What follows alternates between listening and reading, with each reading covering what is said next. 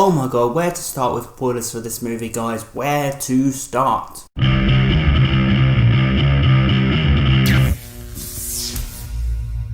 Hey everyone, I'm Jim and welcome back to my movie obsession, a place for film obsessives. Now I've done my non-spoiler review for Avengers Endgame, and now it's time to spoil, and just get this mind-blowing attack on the senses, just this thing that has invaded my brain, and just talk about it, spoil everything about Avengers Endgame.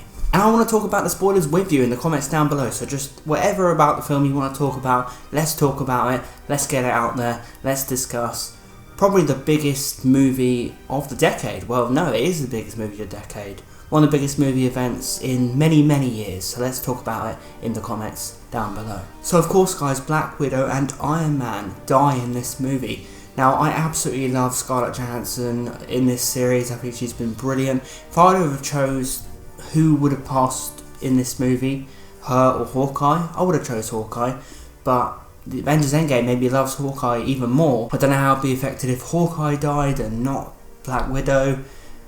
Either way, this Black Widow death, guys, is one of the best deaths and most unpredictable deaths I've seen in the superhero movie universe, in the Marvel universe, in movies of a long time. I never thought that it would be Black Widow who died. And I just think that this really does show Black Widow's journey, you know, how she finds a family and she'll do anything for that family. That's her identity. The Avengers is her identity, so she's happy to do it. And of course Hawkeye is happy to die because of his many sins and his transgressions. He just wants his wife and children to be okay. And I thought that scene was stunning, guys. I thought that was really a callback to important and iconic and insane movie moments from the golden age of cinema.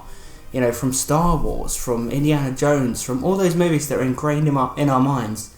That is a bloody memorable scene. That's how you do an iconic movie death. I think Tony's death hit me the most in this, guys, because Tony has been on such an emotional journey throughout Avengers. You know, he started off as this selfish guy, and over time he has learnt to be a real hero. In this movie, of course, we see that he now has a normal life. He's got his wife, who's married, is obviously a long-term partner, and he has a daughter. And it's really adorable to see Tony as a father. So we get to see that side of Tony in this movie. So I feel like just to see the evolution of people, with Tony Stark, we see everything from this guy. We've seen him everywhere, you know, so this is why you really do care. And this is why he really is a real hero. And I thought his death scene was very emotional, very iconic. I feel like Tom Holland as Peter Parker, that moment where he's, you know, sobbing into Stark's arms, that moment where Stark, you know, breathes his last breath, is incredible. You know, it's some really incredible filmmaking right there.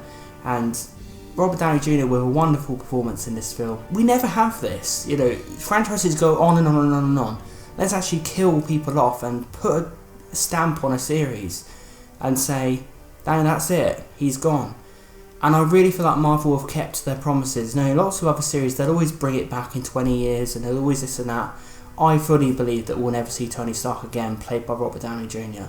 And that means the Marvel Cinematic Universe, for me, gets infinite respect because it shows that they actually care. Other things I really liked about the movie, which obviously I couldn't spoil, is seeing the city and the world after the events of Infinity War, after the downfall of civilization. Seeing these empty streets and these wastelands was really fascinating for me, and I just love how this was a superhero movie universe where the villain won. It just doesn't happen. It just really puts you in the shoes of when you're a little kid reading the comics thinking, what would actually happen if a supervillain won?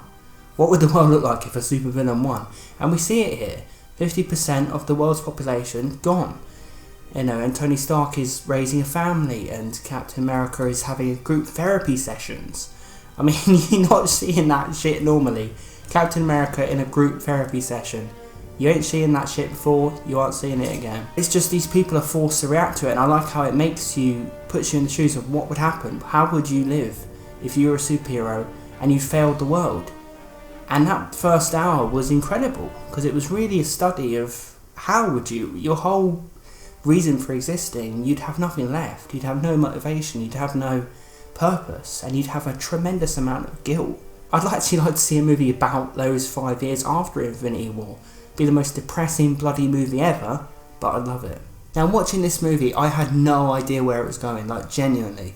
Like the first hour, once they've gone and they've gone after Thanos again and Thor just kills him with a hammer, it's like, oh right, Thanos is dead. What the fuck? This movie reminded me of Back to the Future 2, and they even mention it in the movie. They make jokes about it being like Back to the Future 2. While Back to the Future 2 was really, even though I loved the Back to the Future 2, but it was just going back to the first film, seeing it from different angles. That was the gimmick, and it really, really worked. Thanks. Nice talking to you. Maybe we'll bump into each other sometime again in the future.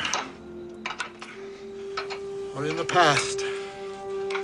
But it wasn't just like trying to avoid your other self or seeing your other self almost see you like Back to the Future did. It wasn't really that. It was like it was just going into that time period, seeing what happened, and then an adventure happens and you're really focused on what they're doing in that time period. You're not focused on the gimmick of them being back in the past. It's only used for sort of a few short moments. And you have characters from the past that they have to travel back into, get into scenarios with the people who go back, so you're not avoiding them, you're actually engaging with them. You know, Nebula and Thanos and the Guardians, and they all get involved and things go wrong, and you know, new adventures happen in the past while trying to get the stones. I was expecting it to be a bit of a gimmick, but it wasn't. It actually developed character and depth and story with a great fun gimmick in the background. I want more scenes of Renegade Hawkeye, guys.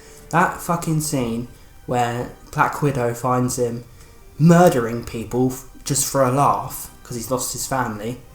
I want that movie. Jeremy Renner with a really emotional performance, but I want to see more of him as the kind of Punisher Hawkeye, going around with fucking arrows, killing motherfuckers because his family died. And at that opening scene of Hawkeye where he's happy and he's playing with his kids and his wife, and then his wife and kids just disappear, sets the tone for this movie, and it's a wonderful scene, and it just completely has you shocked from minute one. And then to see that character go down the road that he goes down, I want to see more. If I had criticisms of Endgame, that would be a criticism.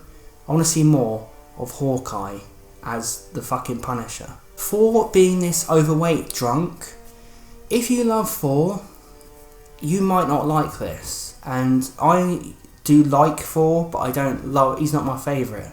He's probably like my third or fourth favourite. But if he's your favourite, I can't imagine you liking this. He stays the blubbery Thor even when he regains his composure. He doesn't even work out, doesn't train, doesn't lose the weight. Stays blubbery Thor even in the war. How's he moving? With all that big guy, how's he moving round? He's restricted. This proves to me that Thor doesn't have to lose the weight, so Thor can be the same effectiveness if he's 400 pounds. I thought he was really, really funny in the film, I really did. I mean, I would have liked, now I'm thinking about it, I would probably liked him to turn into the old Thor for the end fight, just so I could see the original Avengers. It just seems a bit out of place to see him really overweight standing with the rest of the Avengers. It's like, what? Now, Mark Ruffalo as the Hulk and Bruce Banner was good in the film. I'm not a big fan of the nerdy Hulk, the Hulk who has now combined Bruce Banner with the Hulk, because he's not really combined Bruce Banner with the Hulk. He's just Bruce Banner, but in the Hulk's body, which we don't get to see the Hulk do the Hulk smash anywhere in this film except for in the flashbacks. He does fight, but he's not the Hulk anymore. And the idea of the Hulk, for me, I love the 70s Hulk TV show. I love it, and I love that confliction. I also love how the Hulk can come out and he can help people almost inadvertently. That's what I love about the Hulk. I don't really want Bruce Banner to be comfortable with being the Hulk. It's an interesting take to go with it, and I feel like Mark Ruffalo was having fun, and it was a more laid-back version of Bruce Banner, but it was odd. It felt a bit off for me. I know it's in the comics, I know this and that, but I just prefer the old Hulk. Maybe just like Thor, I like to have seen him become the old Hulk for the end fight, I guess. Something like that. Now, was there too much Captain Marvel or too little? Now, for me, there was the right amount of Captain Marvel. It actually made me like her. She came in, she was a spectacle. She kind of reminded me of Wonder Woman in Batman v Superman. She comes in and she's a spectacle and she's meaningful.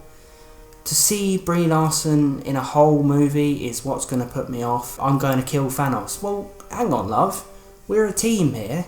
Do you not believe in teamwork? What's going on, Carol? Show some respect for the Avengers. You know, and this is what annoys me, that she could easily have ruined the film, because they're writing her as obnoxious, which Carol Danvers is. And I do think that Brie Larson had a bit of, you know, charisma and personality and movie star aura to her, but it's just the way she's written. Why is Carol Danvers like this? Why, Marvel? What are you hoping for? Why? You know, even if she's like it in the comics, change it up to make her a bit more likeable, please. I'd love to have seen more Tom Holland Spider-Man. Now, I know he has to come back at the end, because it's, you know, everyone comes in, everyone teams up, and I had such a smile on my face when I saw Spider-Man, because I love Spider-Man, one of my favourite characters. See him come back at the end, because Tom Holland has nailed this role. For me, this is probably the best performance of Spider-Man. So of course, it looks like Chris Evans is also gone from the MCU. Captain America goes back in the past to put back the stones, and he thinks, you know what, I'm going to go back to that girl that I lost, and I'm going to settle down. What about if there's trouble in the future? Nope, stay in here for a while. They can handle it. And I guess they can, so you can't really blame Cap for wanting to do what Tony Stark did in those years he was away. And I think that's a fun little comparison, because Tony Stark went and got a family because of what Thanos did. And then Captain America, once he knew everything was sorted, he went and got a family. So just, they were both kind of fulfilling that, I guess, loneliness that comes with being a superhero and that desire to just be normal. And it was heartwarming to see Captain America back as an old man. He's lived a fulfilled life, he's fell in love, and all this and that, and he passes his shield on to the Falcon. I wasn't ready to see Chris Evans depart. I knew it would either be Iron Man or Chris Evans dying. I was not expecting Iron Man, Black Widow and Captain America to be gone. I was not expecting that. I would have liked to see Chris Evans stick around. I really think Tony Stark, I was sad to see him go, but I was really satisfied with his sacrifice, because I feel like it really makes sense for his character. I feel like it was really epic. I guess just seeing Chris Evans not going to be Captain America anymore, but his character's still alive, I just felt like there's a bit more to do with the Chris Evans Captain America, in my opinion. But I was still, you know, I still enjoyed what they did do here. I thought it was quite a heartwarming ending. I kind of feel like Infinity War, you can get with these movies, there is such a thing as too much action. I feel like Infinity War, if I had to point out any flaws, there's maybe too much action. And you get sick of the constant CGI, just constant, it's like seizure. Whereas in this, I thought that was the right amount of action. I really did. I think that ending battle was earned. I think it could have gone on way longer, and it could have been more self-indulgent than it was, but it was just right in my opinion. One thing I don't understand is the glove with the snap. It might be explained in the comics. I haven't read the Infinity War comics, but you guys need to answer me this. And it might be a really easy answer. Maybe I missed it in the film. But why, when you click... So when Thanos was going to click the fingers, it means that everyone gets wiped out on Earth. But why when Tony clicks? Like, how do you make it do what you want it to do? How do you make the stones... I guess, do they do what you desire? Or just when Tony clicks his fingers, why didn't it do what do they do? Like, do they do what Thanos desires? Or is it just the click of whoever does it, it does what you desire, I guess, but how do they know that? like how did Tony know by clicking it what would happen? Is that ever explained? I just find that really bizarre. I guess, now I'm talking about it out loud, I guess it does what you desire, but have I cobbled that together? Is that in the film? I'm presuming it probably is, and it went over my head. But like, what if Tony went... Oh. Like, what if it did the opposite? How do you control what these stones do? Let me know guys. So there's my spoiler review on Avengers, guys. I just thought I'd get a few things about the film off my chest. And I love talking about this movie. I love this movie so much. It's actually one of my favourite superhero movies of all time. What do you guys think of the Avengers Endgame? Let me know in the comments down below, and we'll discuss the movie. We'll spoil the hell out of it.